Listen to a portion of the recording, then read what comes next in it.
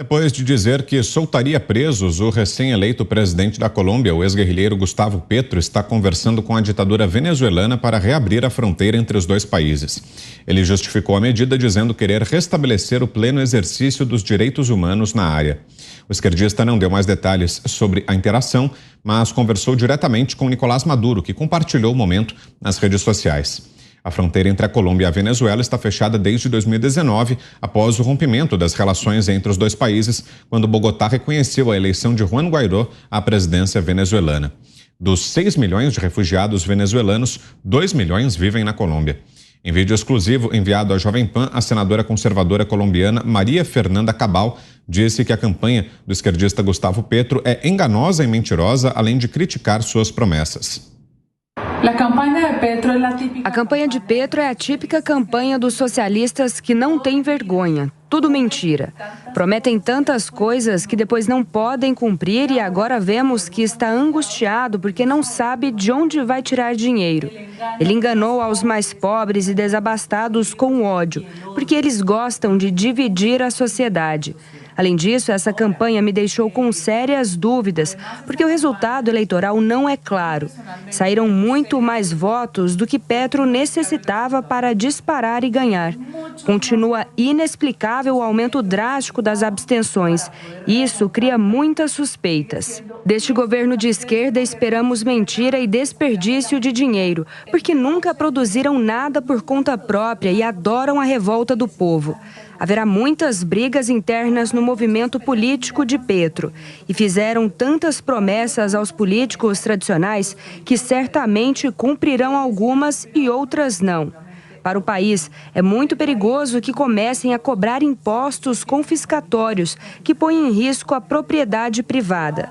Sobre o tema do narcotráfico, não sabemos o que Petro vai fazer. O dólar já começou a subir e as empresas já começaram a perder dinheiro, porque as ações se desvalorizaram. Se eles são um risco para a Colômbia e para toda a América Latina, lembre-se que por trás de Petro está toda a estrutura da Internacional Progressista, que é esse casamento do narcotráfico que toma conta dos estados para saquear os recursos públicos. José Maria Trindade, que nos diz desses primeiros passos do recém-eleito presidente da Colômbia, Gustavo Petro. Pois é, né? A Venezuela é uma mágica. Nós pensávamos que o regime não demoraria nada. Eu pensava que em 4 meses. E a gente vê exatamente a Colômbia ali, nenhum colombiano fugiu para a Venezuela. Os venezuelanos é que fogem para a Colômbia, para o Brasil, a Argentina. O Brasil tem recebido muito venezuelano e vizinho ali não descobriu a dificuldade e o problemão que é embarcar nessa canoa do Nicolás Maduro. É o início. Eu sempre digo que para arrasar um país não é fácil, é preciso fazer um projeto a longa distância, aos poucos, como fez a Argentina, nosso vizinho aqui. Então, assim, é por isso que eu digo sempre da seriedade. Toda eleição é muito séria. Toda eleição, ela vamos dizer assim, limite. Mas esta que vivemos no Brasil é o limite do limite, uma eleição muito séria, porque vai traduzir o que quer a população. Então, os venezuelanos hoje estão vivendo o que os avós lá atrás fizeram, né? Quando votaram, quando fizeram a opção pelo socialismo. E agora a gente vê a Colômbia entrando nesse barco que é um barco furado. A história já demonstrou. E a senadora fala com todas as letras, né? O caminho do precipício já começou, né? Antes mesmo da posse. Diga, Ana.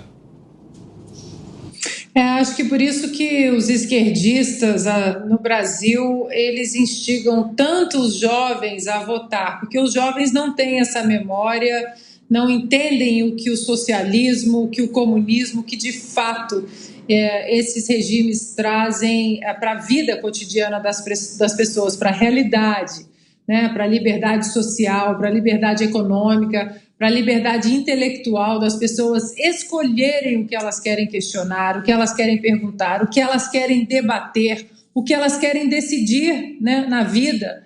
E olhando num contexto maior, Vitor, a nossa eleição agora presidencial de 2022, em outubro, ela tem um contexto muito importante para as Américas, para o mundo. Hoje nós tivemos uma decisão importantíssima da Suprema Corte norte-americana, que muitos pensam que essa decisão ela fica restrita aos Estados Unidos e, de uma certa forma, fica restrita à Constituição americana, mas demonstra aí o farol da liberdade, né, de pensadores e juristas e juízes livres para respeitar e proteger a Constituição. E no contexto da América do Sul e das Américas, de uma forma geral, América Latina, o Brasil aí segue na berlinda, né, com uma eleição importante, podendo ser um pilar de sustentação para a liberdade no final desse ano, com a eleição de 2022. Augusto. Olha, a eleição colombiana tem um agravante, né, que é o tamanho monstruoso aí da abstenção. Isso é sempre ruim. 44% é muita coisa, é quase metade da população não se interessou por candidatos. Aí elegem um candidato, não existe esse tipo de conversão. É um cara que invadiu o Congresso lá, queria matar deputados, né? Como é o caso do presidente, ele não se regenera assim tão facilmente, né? Ele continua comunista, claro que sim, e disfarça, como fazem os comunistas brasileiros e de qualquer outro país. Eles nunca assumem essa condição, porque eles próprios sabem que isso soa como palavrão. Agora, eu pensei que ele fosse capaz de destruir a Venezuela, a Colômbia, sozinho, né? Não, ele quer destruir com a ajuda da Venezuela.